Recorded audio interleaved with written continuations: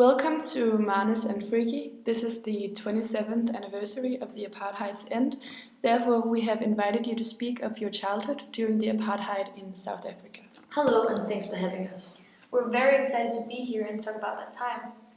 So today we will talk about the school system in South Africa, your religious beliefs, and certain experiences you've had with racism growing up. And first of all, what are your roots, your heritage? Well, my family is originally from Holland before my grandparents immigrated to Tanganyika, which is now called Tanzania.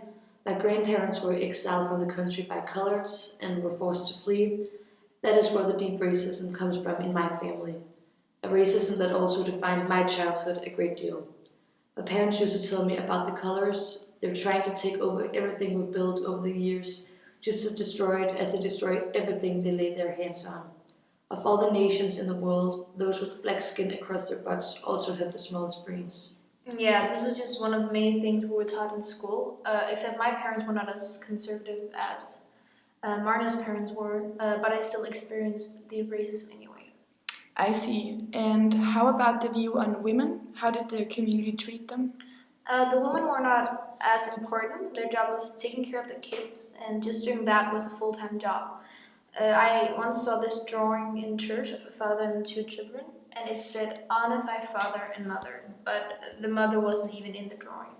Yes, my poor mom gave up her whole singing career just to please my sister, father, and I.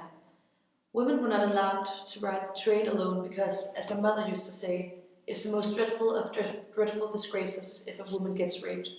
We all believed that the coloreds would rape both my sister and I.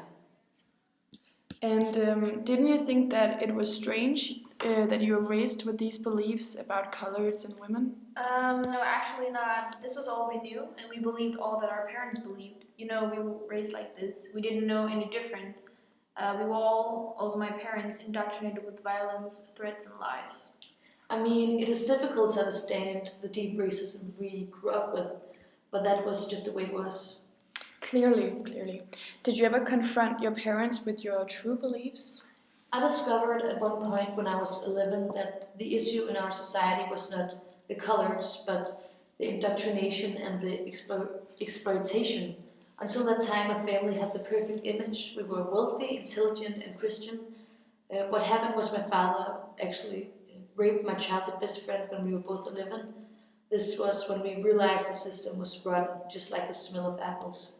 After this episode, I made it clear to my parents how I felt. I signed up for the army to fight for what I believed in. Yes, I had to bury this memory for as long as I could, but when I finally accepted the truth, I also accepted the truth about the rotten society. All right, that was it. Thank you both very much for sharing your childhood stories. You're welcome.